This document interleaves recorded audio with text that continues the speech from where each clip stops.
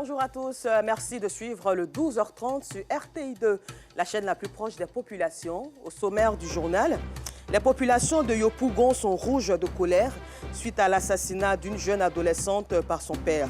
Elle aurait contracté une grossesse en dehors du cocon familial. Et puis au Nigeria, les élections gouvernementales qui ont été reportées par la commission électorale ont démarré ce samedi matin dans la quiétude. Encore merci à vous de votre fidélité à RTI2. Une jeune fille de 23 ans a perdu la vie le mercredi 15 mars dernier dans la commune de Yopougon après avoir été battue par son père. Ce dernier lui reproche d'avoir contracté une grossesse des suites d'une relation qu'elle entretenait avec un homme âgé. Depuis la survenue du drame, les habitants du quartier sont rouges de colère. L'auteur de la tragédie reste jusque-là introuvable. Le compte-rendu de Joël Gossé.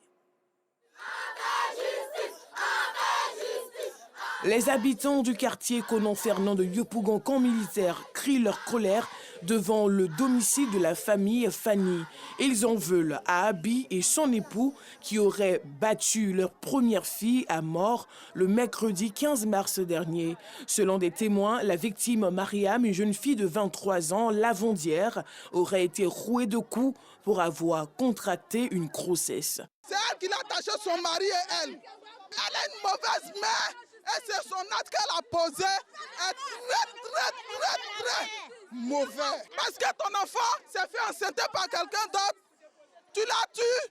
Benjamin Ngata, présent au début des faits, se confie à notre micro. Vers 11h midi, il avait attrapé la fille. La fille avait porté pain, lui il avait porté une chemise rouge. Mais il a attrapé la fille par la hanche, comme si elle avait volé. Bon, moi je ne sais pas ce qui s'est passé, mais elle est descendue à elle. Bon, le soir, il voit la police venir. Il vient me renseigner, on dit non, il a attaché la fille, il l'a battue, qu'elle est morte. L'imam du quartier a été alerté lorsque la jeune fille subissait les coups de son père. Mais l'intervention de ses émissaires n'a pas pu empêcher la mort de Mariam. Je suis à la mosquée ici. Il y a le vieux, il est venu nous trouver. Quand on a qu'à pardonner le monsieur qui est en train de frapper son enfant. J'ai vu 2 personnes qui n'ont qu'à les pardonner. Bon, ils sont partis. Il est bon qu'il a laissé, qu'il a pardonné, ils sont laissés. Bon, après, le monsieur que j'ai envoyé pour les pardonner là, comme il a vu que vraiment c'est trop fatigué, il est parti voir. Bon, il est parti trouver que vraiment elle est décédée. Le père de famille ne serait pas à son premier acte de violence, à en croire ce témoin qui souhaite garder l'anonymat. Le monsieur, c'est son habitude de frapper sa femme chaque jour avec ses enfants. Le monsieur a duré dedans. Le jour qu'il est fâché, il prend sa femme, il frappe sa femme avec ses enfants. Tranquillement. Il faut crier. Quand ils sont à frapper ton enfant, tout le monde va sortir venir pour t'aider. Mais la femme ne sort pas. Elle est assise. Contrairement au témoignage des riverains, Abi, la mère de Mariam, semble être affligée par le décès de sa fille. Elle raconte sa version des faits. Il a frappé, donc on est venu la séparer. Quand on a fini la séparer, elle a marché pour aller coucher dedans là-bas. Donc, moi, je suis sortie maintenant pour aller au marché. Dans le retour maintenant, avec 18 heures comme ça, j'ai regardé. Je vais la réveiller, elle n'a qu'à lever. Donc quand elle fait comme ça, donc il a soulevé le bras là comme ça, le bras est dur, donc il a laissé. Il a appelé son ami qui est en haut là-bas, il a appelé, elle n'a qu'à venir. Elle a rentré maintenant, elle a regardé, elle dit la fille est morte. Elle n'était pas à la maison, il a sorti depuis le 1er janvier. Depuis la tragédie, Abi dit être sans aucune nouvelle de son époux. Bien qu'attristée, elle ne souhaite surtout pas que ce dernier soit emprisonné. Voilà bon enfant qui est là, assis là, vous voyez tout ça. C'est combien d'enfants? Moi, j'ai fait combien d'enfants là? Et si on met en prison aussi aujourd'hui, qui va m'occuper avec l'enfant là?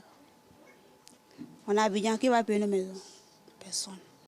Le présumé meurtrier a pris la fuite. Les enquêtes sont en cours afin de l'arrêter et éclaircir les circonstances du drame.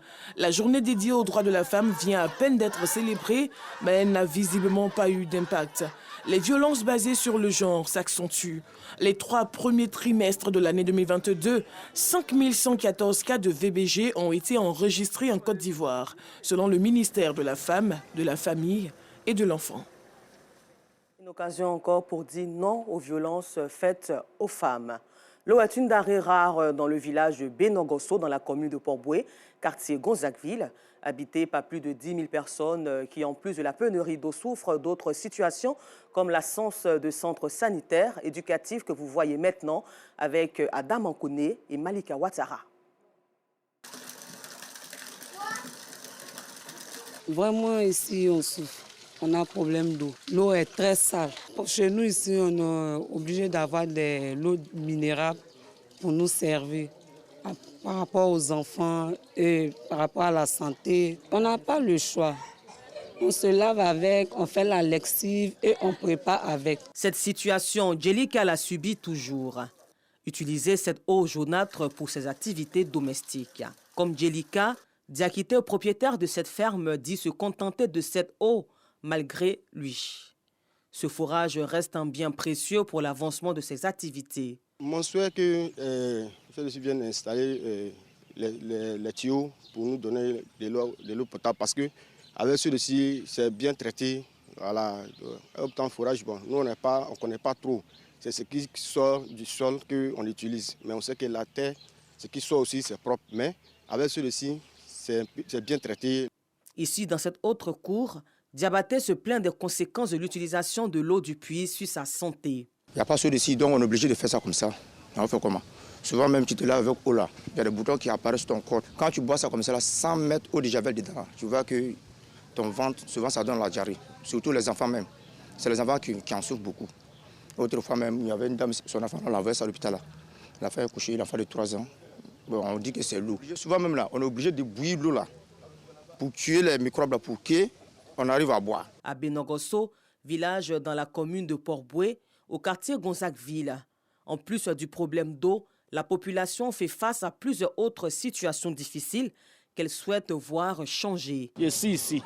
J'ai fait mes enfants aussi.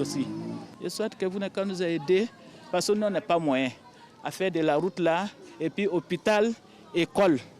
Et puis notre l'eau là aussi, rangée pour nous, pour qu'on ait trouvé bon l'eau. Ça fait pratiquement 5 ans qu'il y a eu un canal d'eau de Sodossi qui est rentré dans les villages.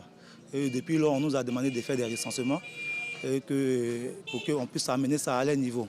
Depuis que le recensement a été fait. Après, ils nous ont demandé de rédiger ça sur une clé USB et les envoyer. Et ensuite de cela, ils vont nous envoyer de l'eau potable. Jusqu'à présent, rien n'a été fait. Il n'y a pas aussi longtemps, il y a presque 2 mois passés comme ça, nous nous sommes rendus à l'agence de Vridi et nous ont demandé de encore rédiger des mêmes demandes qu'ils avaient formulées autant, de les faire parvenir. Et aujourd'hui, ça n'a pas abouti à quelque part. Aujourd'hui, nous constatons aussi qu'il y a un autre réseau qui est en train de rentrer dans les villages. Nous espérons que ce soit vraiment la bonne. Et cela va donner un ouf de soulagement aux populations de Benogosso. Selon le ministère de l'Hydraulique, la vision du gouvernement ivoirien est d'assurer l'accès à l'eau potable à tous et à moindre coût sur tout le territoire. Cela se fera par le développement des infrastructures hydrauliques de qualité afin d'améliorer le taux d'accès aux liquides précieux. Benogosso, village de 15 000 habitants où repose son fondateur Feu Benogo Traoré, nourrit l'espoir d'avoir accès un jour à cette denrée rare. Nous espérons juste que les forces vives de la commune de Port-Boué réagiront positivement pour le bonheur des populations de Benogosso. Les populations d'Abobo Belle Cité ou BC sont confrontées depuis des années à un problème de voirie. Une situation qui freine les activités économiques du quartier, mais impacte surtout les élèves qui sont obligés de marcher pendant des kilomètres pour regagner leurs différentes écoles. Les tricycles restent les moyens de déplacement les plus prisés de ces populations. Le calvaire de ces riverains est relaté ici par notre reporter Georgette Ido Fofana. Abobo Belle Cité, plus connu sous le nom d'Abobo BC. Ici, c'est un véritable calvaire que